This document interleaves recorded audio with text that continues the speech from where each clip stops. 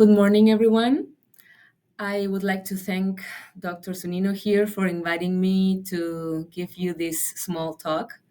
I know you are in your second year from your residency, so probably the concept I will be talking about is nothing new. So let's talk a little bit about guided bone regeneration. We know it's a combination of surgical procedures in which we use different biomaterials to regenerate bone, right?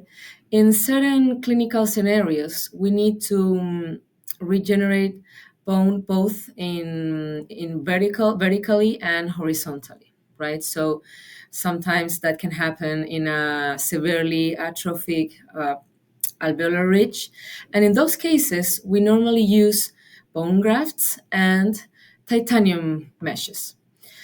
The problem with the titanium meshes is they normally are quite difficult to bend and fold to hold the regenerative process, and normally you can get these small sharp edges that are sharp enough so that the risk of membrane exposure enhances and the complications that are related to that. You probably know that sometimes if the exposure is too big, then we need to open the wound and take everything out and reschedule the surgery. And that comes with another problem. I mean, to put our patients again in a very highly invasive procedure, the pain that comes with that, the time that we will be losing because of this re-intervention, and the money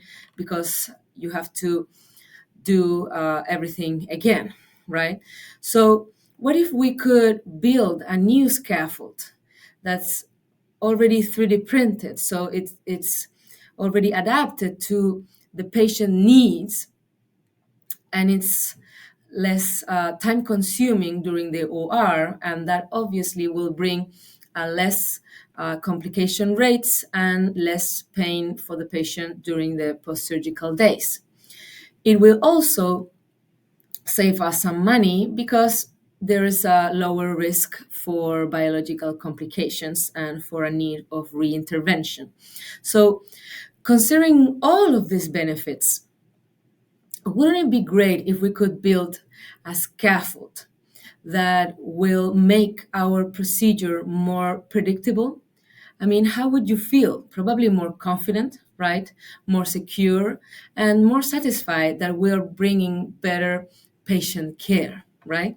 So, from that point of view, I have developed this 3D printed scaffold that not only comes customized for the bone defect to be regenerated, so, but also has certain molecules that enhances bone formation and certain components that provides the scaffold with some antimicrobial properties. So in case we still have membrane or this scaffold exposure, we can handle it without needing to take all the biomaterials out, right?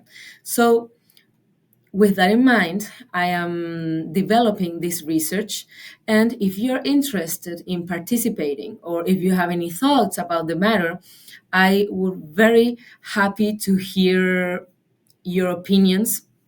I know you are next generation people. I love to hear your thoughts on this matter. So please reach me out and we can talk about it. Have a very nice day.